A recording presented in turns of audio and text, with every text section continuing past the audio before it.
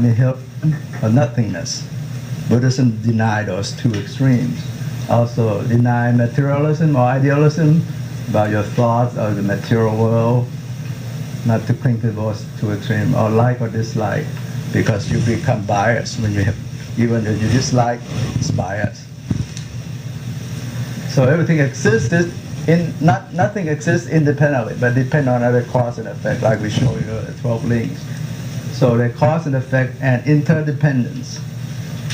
And nothing exists permanently except Nirvana in the universe. So everything in the universe will follow this three: impermanence, imperfection, and selfless are not self in nature. You can equate to any phenomenon in the universe, but won't apply to Nirvana, ultimate peace and happiness.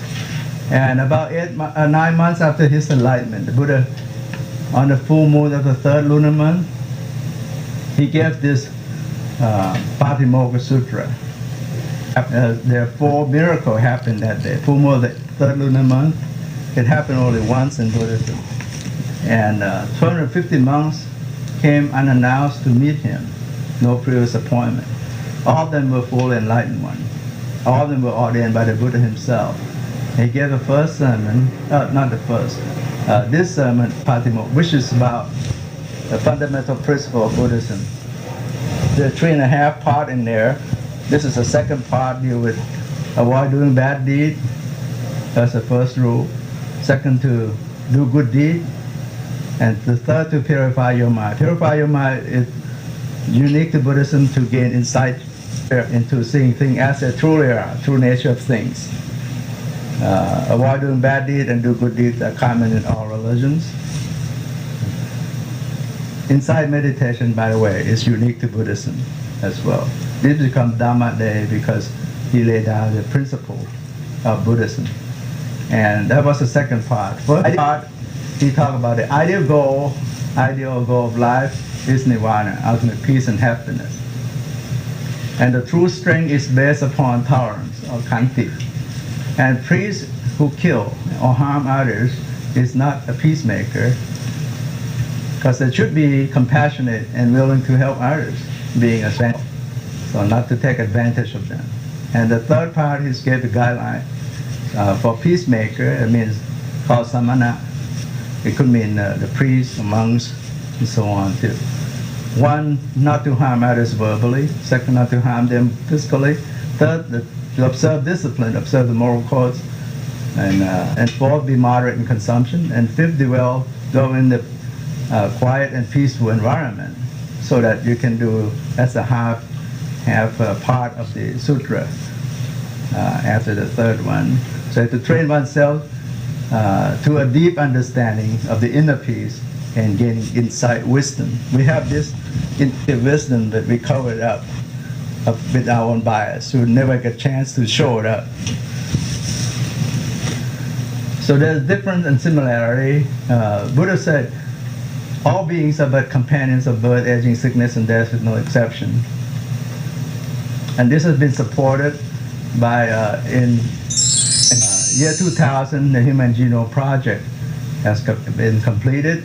In 2005, Chimpanzee Genome Project was completed. And then we are similar to orangutan by 97%, 98.38% with gorilla, 98.7% to chimpanzee.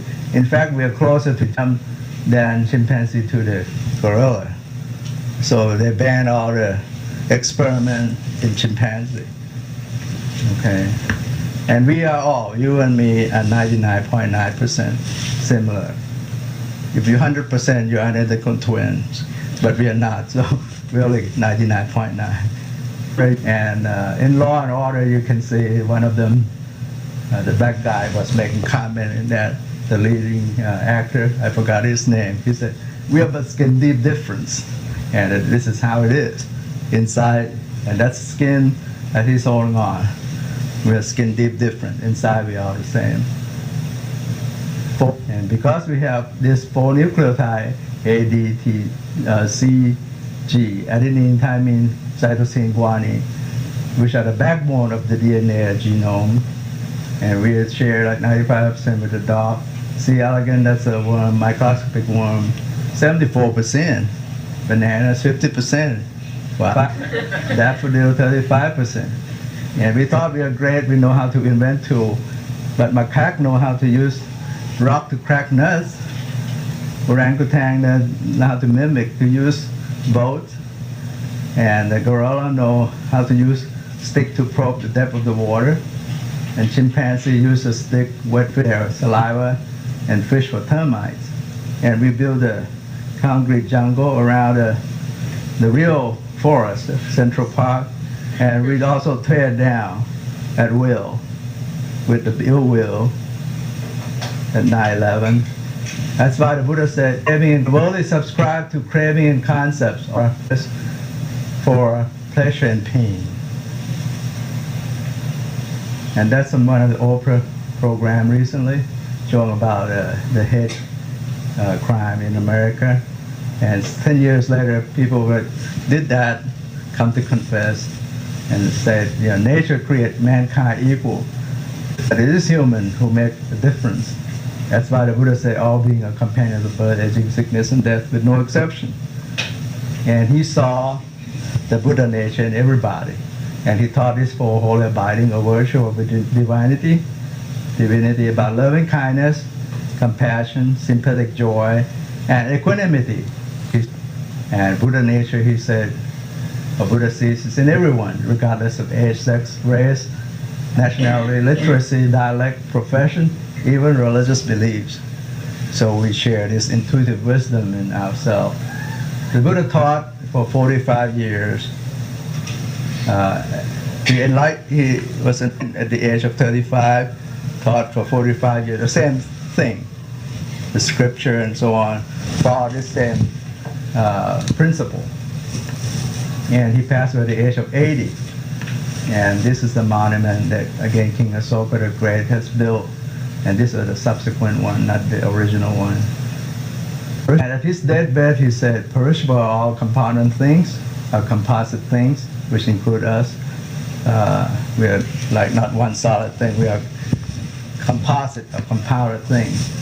One should perfect one's mindfulness and self-awareness. Practice with diligence, basically. That's the last one of Buddhas that warned all mankind. And this is the holy relics. And after cremation, about a week after his pass away, he was cremated, and his ash was divided to 8 parts, different kingdoms, one part, one everything. So almost 5, but one guy, a Brahmin, the practitioner came in and divided that. The high priest came in to divide that into 8 parts. And this went back to his hometown. Most of them are from his skull. And in this too big inscribed that these are the holy relics of the Lord Buddha on it. And about a few weeks ago, one of my masters passed away at the age of 97. And in fact, his hair that they kept for 10 years, his followers, while he was alive, his hair turned crystallized and turned to relics. And so here, and this is from his nail turned to relics like that. It's like shiny grain. This is from the palm nuts he chewed and turned it to relics too, amazingly, while he was alive. This picture was circulating around before he passed away, but he just passed away a few weeks ago. He was an enlightened one. Then Theravada and Mahayana, you heard a lot about Buddhism. It divided to the southern school, went to Ceylon or Sri Lanka, and then to Burma, Thailand, Laos, and Cambodia. And southern Vietnam also have the Theravada, or the word of the elder, the southern school. The northern school went to China, back to Tibet, also went to Korea, Japan, and the main one, also Sumatra, also followed Mahayana school. And the one you heard a lot is about Zen Buddhism or the Chan Buddhism of China, same principle. They sit a lot to meditate. Then Buddhism propagated all over the world, in the 7 continents, from Asia to Europe, and then Africa, also to North and South America, Australia and the Arctic, the subarctic, like the Eskimo also practice Buddhism. Nothing on the Antarctic except the penguin, so no human being. So that's how the seven lotus he came up. Some people say it might be seven factor of enlightenment too. It's about mindfulness, Dharma investigate about the truth about your mind, or the effort, and about bliss and calmness, peace, and then it's about concentration and equanimity, the seven factor of enlightenment, 7 steps. So 2 ways of interpretation.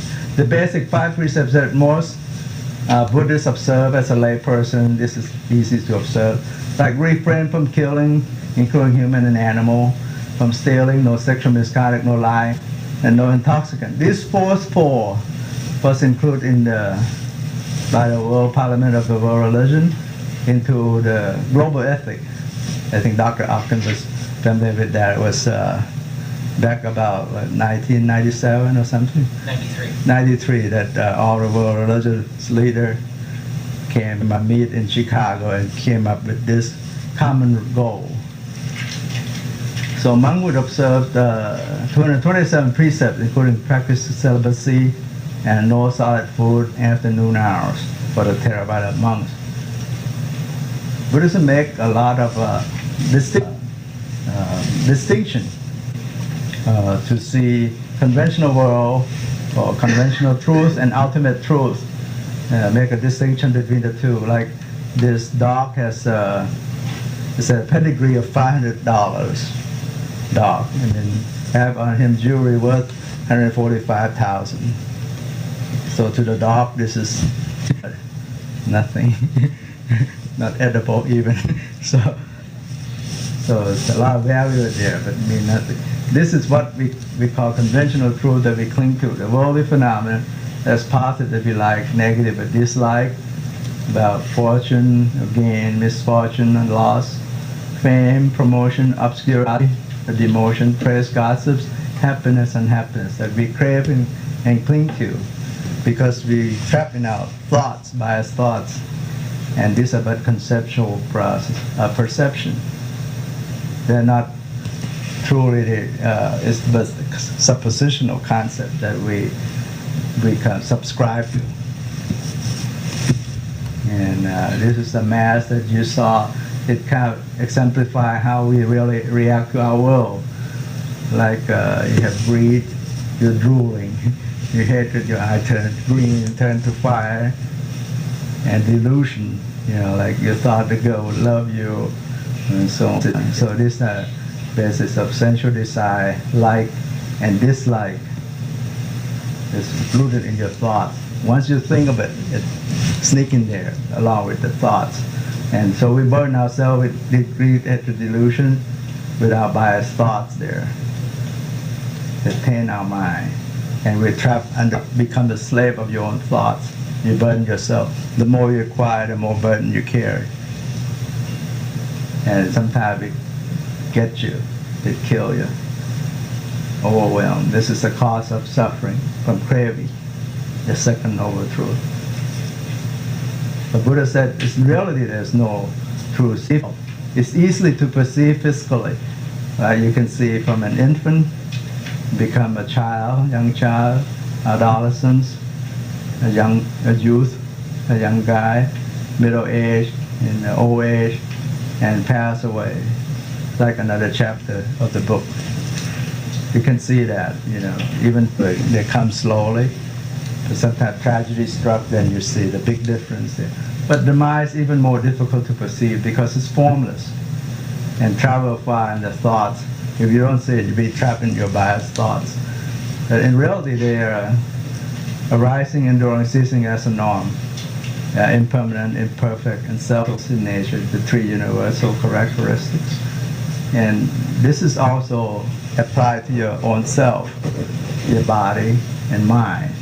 So a person basically consists of body and mind, or 5 parts there. And the Buddha said these are the 5 aggregates of clinging to self as cause suffering. Body of form,